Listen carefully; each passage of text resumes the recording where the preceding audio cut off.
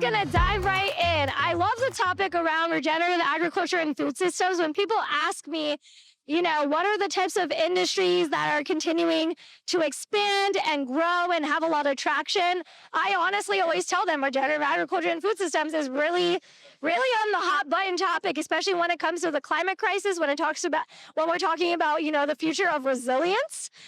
We have to talk about food, right? And so I'm really excited about this topic because this is the first time ever doing a session like this at Pavilion. And no better way to have it than these wonderful experts here who do direct work with our food systems from a local to a global level. So excited to have each of you introduce yourselves and the work of your respective organizations and companies. And we're going to start right here. Thanks so much, Kristy. Hi, everyone. It's great to be here. My name is Leslye Womack, and I'm the Vice President of People and Culture at Trees for the Future, also known as Trees. And at Trees, we partner with smallholder farmers across sub-Saharan Africa to turn degraded land into thriving forest gardens. And through our forest garden approach, we help farmers put food on the table, increase their incomes, all while restoring the environment. We've been around for 35 years, and in that time frame, we have helped hundreds of thousands of farming families and planted over 400 million trees. And so just a little bit more about me. I've been in the people and culture space for a number of years across agriculture, global health, and social impact. And there's one thing that really drives me in my work, and it's that if you treat people well, they'll do extraordinary things. And so that's at the heart of my work and also of our mission at Trees. So I'm excited for the conversation today. Hi there, everyone. My name is Brittney Portes. I'm an urban farmer and the founder of Gardens of Soul. So a little bit about me. I've been growing food organically for over 8 years, from on farms to now managing a community garden and starting my own business where it's really rooted in bringing urban agriculture education to folks from all areas. When I was working on farms from Minnesota to Washington, as a Jersey girl who grew up out here in the suburbs, I thought I needed to leave to be able to grow food. I thought I needed all this space, this land. But when I came back to Jersey, I realized so many of my own peers, including my family, my friends, my neighbors, also wanted this education, wanted to have that access to land. So Guardians of Soul is rooted in bringing the education to community members, especially from our most vulnerable populations. It starts from working with libraries to hospitals. And how can we reframe, so much of how we each should have that opportunity to really nurture the gardener within, regardless if we have the opportunity to be full-time farmers or even as hobbyists who are maybe starting on our windowsill. Hi, everyone. My name is Michelle Hughes. I serve as co-executive director for the National Young Farmers Coalition. We are founded in the Hudson Valley, so New York and Tri-State is our home, but we have offices in Albany, the Hudson Valley, and Washington, D.C. now. We're a federal policy advocacy organization, so we do mostly farmer leadership, and the way that we like to describe it, we have fellowships, we have organizing opportunities for farmers across our network that turn them into advocates for things like land access, climate change, farm mental health, a lot of the struggles that they face as young farmers in this country. A little bit more about me. I am originally from New Haven, Connecticut, so also a tri-state girl. I have a background traditionally. I used to be a hog farmer. I have a background in agriculture policy outside of that, and have spent some time working with USDA directly on the Equity Commission under the Biden-Harris administration. So, what an all-star panel this is, Casual. I think what's amazing about Trees for the Future and the work on why I was so excited to partner with you guys on this session is that not only are you guys thinking about the future of food systems, but it's rooted in equity. You guys are prioritizing making sure that the voices of the most marginalized are front and center, especially smallholder farmers and things like that. And I think that's incredible. And all of you have such a diverse skill set and set of leadership skills, which is incredible. So I'm curious, when you think of the word or phrase green job, what does that mean to you? How would you actually define that? That's the question we always get. How do you guys are called green jobs, boy. What actually is a green job? So I'd love for each of you in your own words to define what that means to you, or how you'd want to expand that definition, if anything. Yeah, absolutely. So at Trees, a green job is a sustainable livelihood that also restores the land that farmers depend on at the same time. We currently work with over 63,000 smallholder farmers, and we have 350 local staff or employees who train and support those farmers. And together, those farmers, they're turning degraded land into productive forest gardens. And our farmers don't see forest gardens as just a means of planting a lot of trees. They see it as a thriving business, a business that puts food on the table, that generates steady income streams, and also restores soil and land. And so our farmers and our staff represent a really powerful example of what a green global workforce will look like in action. And I also add that a green global workforce is also one that's sustainable. And to me, that means that it has to have people and planet. And when you have people and planet together, I think people need to see the benefits of what they're doing for it to really have that sticking power. And so at Trees, that looks like sustained livelihoods, increased income, and restored soil. Love that. Love that. How about for you? I think a big word that comes up for me is the intentionality behind it. Regardless of where you are at in your career, yes, have been an organic farmer, but I've also worked in the policy sector, nonprofits. I'm a storyteller. There's so many different sides of an interest that each of us have. And how do we connect that? That's always the question I'm thinking about when we're doing green jobs. Sure, you might be doing something that actually sustains and regenerates the earth, but also if you're, working in careers that maybe are kind of pivots from what you think are like the ideal long-term goal, how does that equally connect to like building communities, sustainable communities, or really finding ways to incorporate your passions and like the desire to care about the environment and everything that you do, even if you're working in a space that doesn't always feel like it's directly a green job. Yeah, I mean, I would honor everything that's been shared. I don't have a ton more to add. I will just say that I think farmers and land stewards and folks who work in the food and ag systems have always been considered green jobs as much as we've been invisibilized in that. And so I think I appreciate the conversation around transition and the green jobs workforce becoming more visual and normalized and visible for people. And so I will say that. But I think that it puts us in a unique position as people who work in food and agriculture to be able to make change directly on climate mitigation impacts in a way that I think a lot of other folks are still looking for a direct connection. Even though agriculture is sometimes villainized in the climate change conversation, I do think that we have a unique opportunity to offer some really innovative and creative solutions to the economic challenges of our time. Love that. And I love that you all had unique takes to that question. That's exactly why I asked it. And, when it comes to agriculture and climate, I've heard so many people say that being in this type of industry still depends on really fragile donor cycles. So I'm curious, what do you all think it looks like when green jobs can be built to last beyond just depending on aid, especially when we see, so many rollbacks happening? Yeah, that's a really important one, especially now. So this is exactly why Trees exists.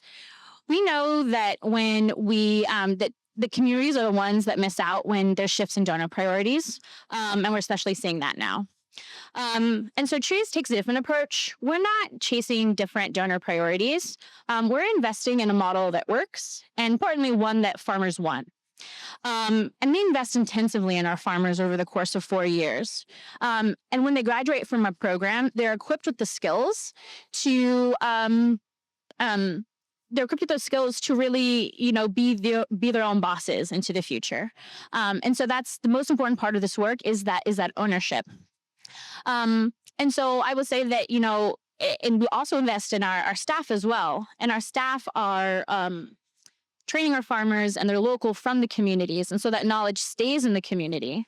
And so we're able to continue to have and compound the impacts of a really resilient workforce, as well as our farmers with the knowledge that they continue to sow crop after crop, even after our 4-year implementation is over. Having worked in the organic agricultural landscape, the nonprofit landscape, when I had the opportunity to think about, okay, what do I want to bring into the world through Gardens of Soul, I was between being a nonprofit or a for-profit organization. And many times we see a lot of agricultural organizations as nonprofits. And I did choose to go the for-profit route, but the reason I did that was because of the agency I could have as a business owner to have unfiltered stories that I often felt like when I was working in the nonprofit sector, I was being silenced. I had to be careful about the language that I was using, who I could hire, and all of that in between. And I think what's so fascinating as I enter year 3 of my business, even still organizations, they'll work with me and then they're like, wait, you're not a nonprofit? And I'm like, no. What's I think even more miraculous about this is seeing the types of organizations that aren't just doing it because you're a nonprofit and they want to just like donate just to donate, but it's like, no, they're actually investing in sustainability and education for really futures to come. Yeah, I have a lot to say about this, but I'm going to try to be brief. I have a lot of feelings and strife as an executive director working with funders. I think that it is important to consider short-term grants and revenue from public and private funders as a part of revenue streams in the nonprofit industrial complex. It is the system we rely on for money to move through and to continue to give us jobs and salaries. So I don't want to understate the importance of that, but I have also built my career on being an interrupter.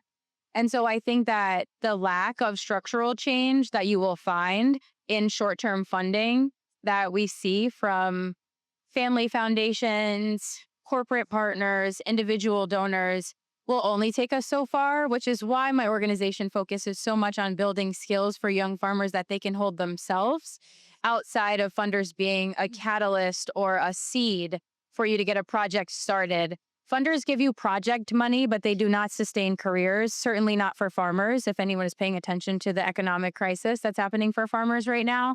And so we're looking at times like earlier this year, we're losing waves and waves of public administration funding that's supposed to be coming into farmers and nonprofit organizations that we have advocated for and been relying on for decades that have now been pulled from under us. We never want to find ourselves in a moment like this again. And I think this year it's been more salient than ever that we can't rely on philanthropy or the federal government, that we really have to create better local economic systems within farming communities to sustain those. So that, along with COVID, has just shown us that very clearly. So anyway, I should say that is why we focus on structural change and bettering the livelihoods of farmers and creating material benefit for them, because we can't focus on grants. Thank you so much for bringing up the systemic change piece of things. I think, sometimes people probably maybe paint a false image of people in these communities or in farming communities as like being a part of the problem, but it's like actually they're a part of the solution. And how are we actually making sure we're creating the circumstances and the economic benefits that can actually allow them to thrive? Question mark? Like maybe we should talk about that. I don't know. Crazy idea. But, building on top of that, getting back to the theme of where we're here, Green Jobs Pavilion, I like to talk about green skills, really demystifying, breaking things down for people. And so I would love if each of you could take a moment to tell us a little bit about the balance of what you see in this field. Obviously, it's very broad and can look like a lot of things, but from what you see as really critical at both technical skills from like soil science, engineering, carbon accounting, to what do you feel as the soft skills, the emotional intelligence, empathy, adaptability, listening skills that you think are really critical to thrive in your industry? Thanks. So I'd focus on the emotional intelligence bit of that. So part of this work, or what's key to this work, is both people and planet. And wherever people go, you need empathy. There's just no way around it. We need a whole lot more of it. And I'll give an example. Our farmers don't just need technical skills. They have been farming for many generations. What Trees is offering is a new way of doing things, a new model, a tweak on an old way of doing things. And with any change, that comes risk. And so farmers, or at least our farmers, need someone to walk alongside them to help navigate that risk. And so lasting change, we all know this, it's not driven by facts and numbers. It's driven by trust. And our field officers are the ones in the field every day working with our farmers, listening. What are their problems? What's holding them back? What do they need? And that takes emotional intelligence. And aside from the emotional intelligence that's needed to work with farmers and to make sure that our work is sustainable, we're also needed in the workforce. In any green job or otherwise, you're working with HR, finance, operations, tech, that coworker that you don't always get along with. And EQ just helps make getting work done so much easier. And I really see emotional intelligence as the sort of catalyst, the accelerant that's needed to drive climate action as quickly as possible. So I think just showing up and having that skills under your belt and demonstrating them at any level is really key. I'm going to lean into the power of community building and the ability to connect. The majority of my relationships in agriculture, when I was 18, I really didn't grow up like around farms. I grew up in New Jersey next to like malls. And it was actually me going out to finding like the first organic farm I could find. It was like 20 minutes for me, and just like meeting those farmers and getting to ask them questions. I would go to farmers markets just trying to figure out where are the farmers located in my state. And I think starting to build those relationships, it allowed me to feel more comfortable and connected to the people around me. And I think too, when we're building a lot of agricultural, like, let's say the economy, like, it's all rooted in trust. We have to be able to trust other farmers, to support and lean on each other, to ask each other questions. If we don't have trust within not only just the ag community, but the community around us and that we bring into our farms, I think that is so key. And oftentimes I see, you can't really train someone to trust. You can't train someone to love. You can't train someone to have compassion. And I think that's often a skill that's often overlooked in maybe other industries, but especially in agriculture, you will find time after time again, farmers are looking for people that they can grow with because they can teach you all the technical skills for how to grow food. But I think when it comes to, how you treat other people, that's something to always emphasize, that really helps make people stand apart. Yeah, I mean, again, echoing what's been shared, I think that it's important to have technical skills. There are a plethora of them. I am someone who loves to just get skills under my belt whenever I can. I'm like a professional development person. At the same time, though, I really think it can only take you so far. Like, I think you can be really excellent as a nonprofit worker, many of which overlap with people who are land stewards, farmers, food producers, food workers, supply chain workers, at my nonprofit at least.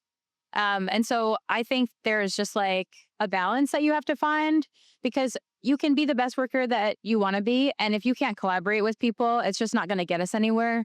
The work that we do exists, hopefully, if we're doing it right, not in a vacuum, but in an ecosystem of organizations that exist to service different parts of the work that we need.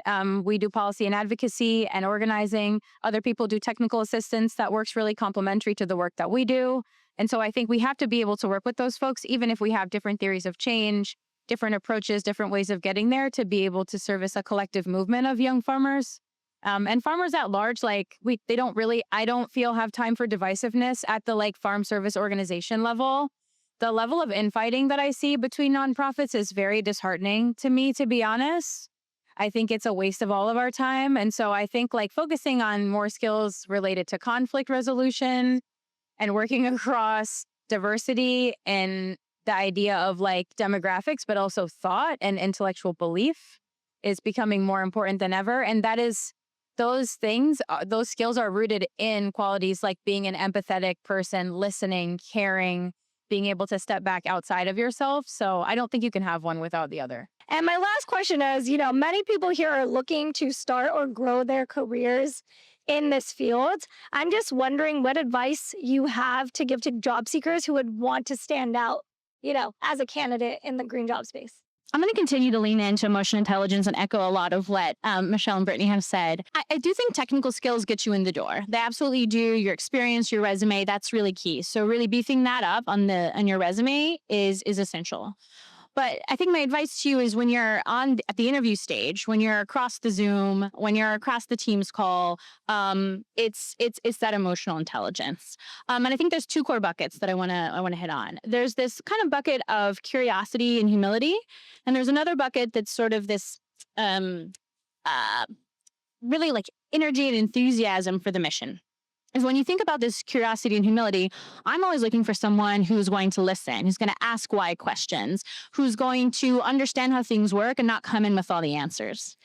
When it comes to that energy and that enthusiasm, I'm not looking for the loudest person in the room. Introverts, I'm here with you.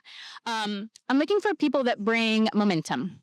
And momentum, for example, can look like there's a snag, there's a challenge. You're the person in the room saying, it's all right, this is hard. How can we work on this together? And that momentum also looks like cheering other people on. It looks like yes-anding ideas instead of, well, but what about? And that part is really key. And so, I encourage job seekers to make that really come to life as you can, as much as you can, across the Zoom. I would say lean into the different talents that you have. Oftentimes we overlook, people will come up to me and say, Brittney, I love poetry, art, and watching butterflies. They're like, how is this going to help me find a job in agriculture? And you'd actually be surprised. Oftentimes, like as a hirer myself, when I'm looking for folks who have diverse interests, because also keep in mind, the employer does not want another them. They want someone with skill sets that are different than them, that can bring and amplify the skill sets that they have. So it's really fun to kind of share those other sides of yourself, because I think that's what allows folks to connect and really also build a powerful team together. I would strong +1 lived experience.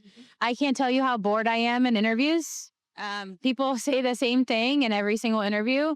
And then I get one person who has like an actual personality and is like bringing their real self to the interview, and I'm awake again. So I would just +1 that. And then the other thing that really stands out to me when I'm talking to folks is a real commitment to values, even if it's maybe not what I want to hear. You might be surprised that like in an interview process, if someone asks you a hard question, answering with your honest truth, even if it might not be exactly aligned with what you think they might want to hear, will go a long way, because it does show that you will stand in your values no matter what. And I think that that's hard in the short term to swallow as an employee and a worker in the nonprofit industry, but it pays off in the long term. And it will get you the career that you want later on if you stick with your values early on in your career. Well, I want to pass it to the audience for a quick Q&A. We have time for about 1 or 2 questions. Let me run the mic. Hi, nice to meet you guys. Thank you so much for that. I guess I was going to ask, we talked so much about like the emotional side of things and the, social skills that you really, really need. But as somebody literally trying to get her foot in the door, like first thing at all, what would you say are some of those technical skills that you look for? Like even just to get to the interview stage before you're even there, what do you look for? I can maybe take a stab at that from my HR perspective. It really depends on the job. So I think your question was great. I would say that for climate jobs, there's empathy for HR operations to technical jobs. So there's no one skill set that we need.